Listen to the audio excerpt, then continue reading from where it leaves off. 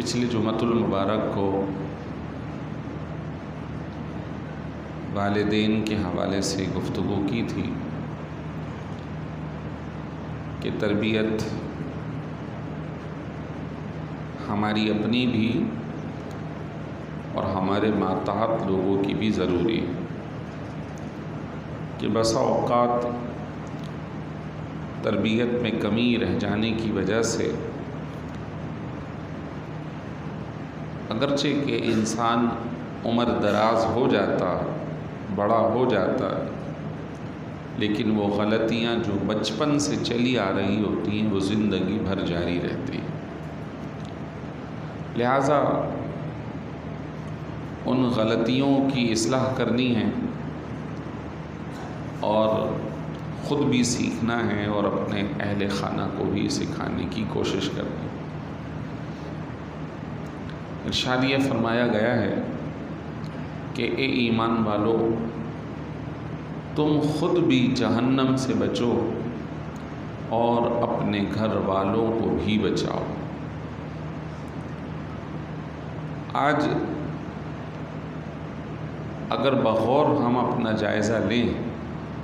اور معاشرے کا جائزہ لیں تو ہم صرف اپنی ذات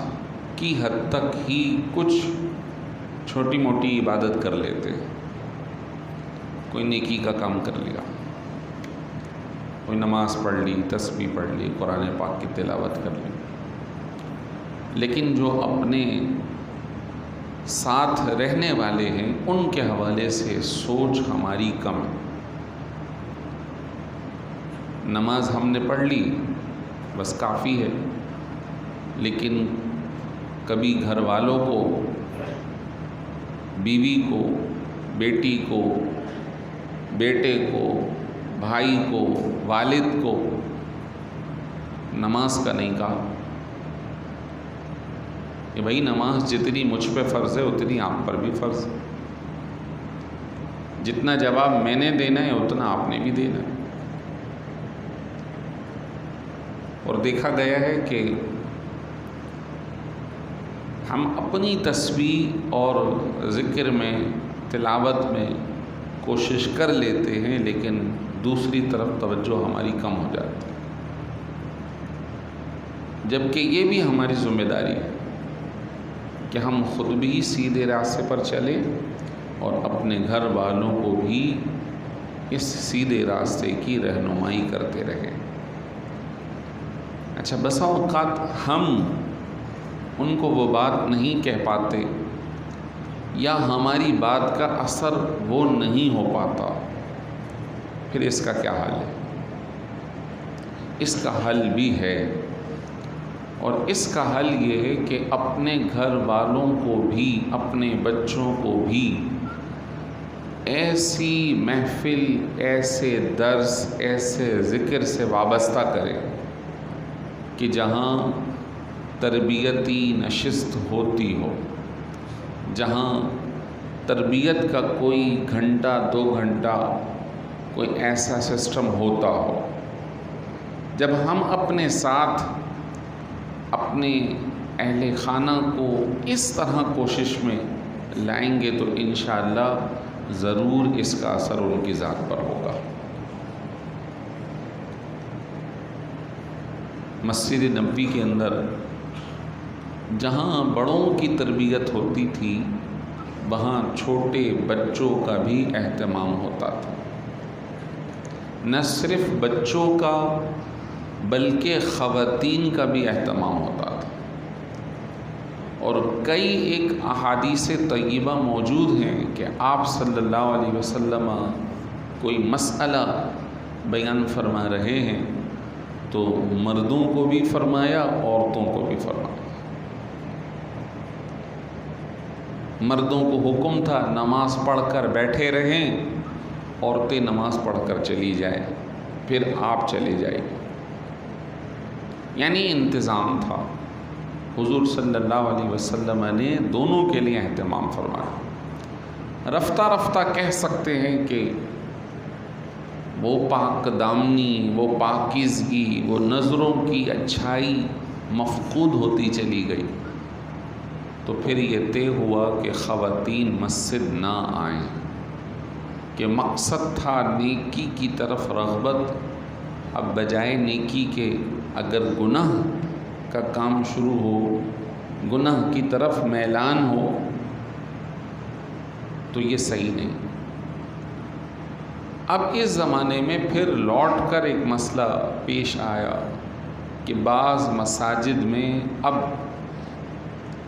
مسجدوں کے اندر مردوں کے ساتھ خواتین کا بھی پورشن رکھا گیا،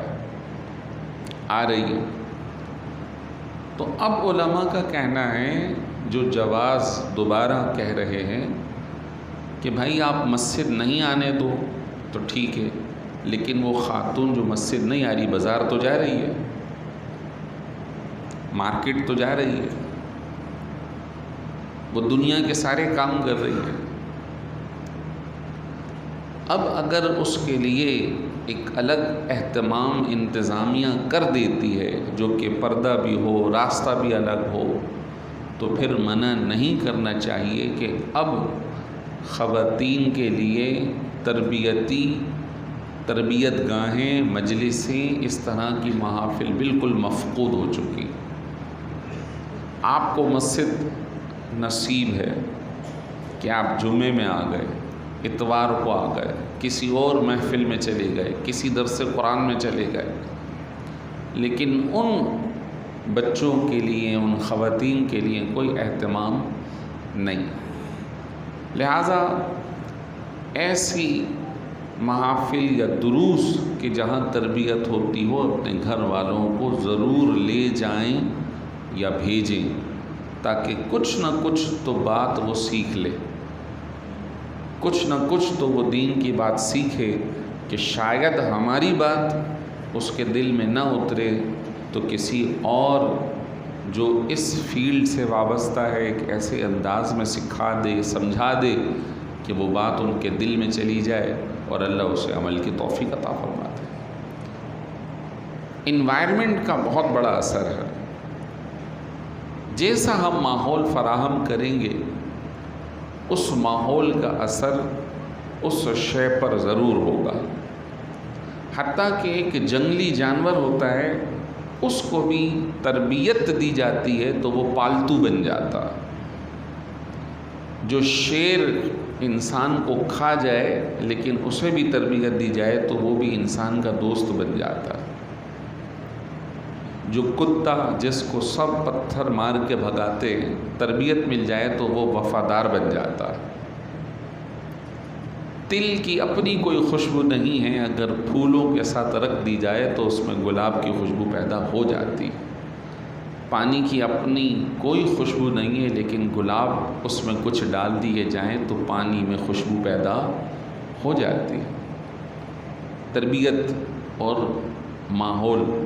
یہ بہت ضروری ہے۔ لہٰذا خود بھی کسی اچھے ماحول سے وابستہ رہیں اور اپنے اہل خانہ کو بھی اس ماحول سے وابستہ کرنے کی کوشش کریں، کہ اس وقت کا جو زمانہ ہے بظاہر بہت اچھا ہے کہ لوگ گھر میں ہیں، بچے گھر میں ہیں، لیکن دیکھا جائے تو پرانے زمانے کے اعتبار سے اب ہمارا ماحول گھر میں رہنے کے باوجود پوری دنیا سے جڑ گیا ہے، کہ جہاں اب انسان باہر نہیں جا سکتا لیکن اپنی آنکھوں سے پتہ نہیں کہاں کہاں دنیا کی سیر کر رہا ہے، اور وہ کچھ سیکھ رہا ہے کہ شاید پوری زندگی وہ نہ سیکھ سکتا۔ اس میں اچھا بھی ہے اور برا بھی ہے، اس میں اچھا بھی ہے اور برا بھی ہے۔ جبکہ قیامت کی علامات کے اندر رسول کریم صلی اللہ علیہ وسلم نے ایک حدیث مبارک میں یوں ارشاد فرمایا کہ جب قرب قیامت کا ماحول ہوگا، قریب ہوگا، تو فتنے بہت ہوں گے۔ تو صحابہ کرام نے عرض کیا رسول اللہ پھر اس میں کون محفوظ ہوگا؟ فرمایا جو چل رہا ہوگا اس کے مقابلے میں جو کھڑا ہو جائے گا وہ محفوظ ہو جائے گا، اور جو کھڑا ہے وہ بیٹھ جائے تو اس میں محفوظ ہو جائے گا۔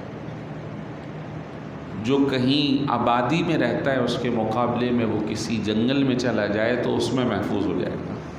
یعنی اس کی جو کم سے کم میل جول کی کیفیت ہوگی وہ اسے فتنوں سے محفوظ رکھے گے۔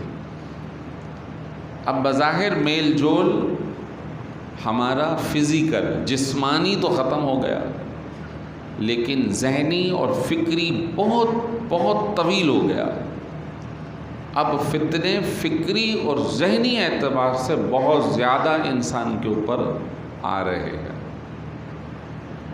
کوئی نظریات کا مسئلہ ہے، ایمانیات کا مسئلہ ہے، اخلاقیات کا مسئلہ ہے، تعلیم کا مسئلہ ہے۔ اس طرح مسلسل لمحوں کے اندر اچھی بات بھی پھیل جاتی ہے اور بری بات بھی پھیل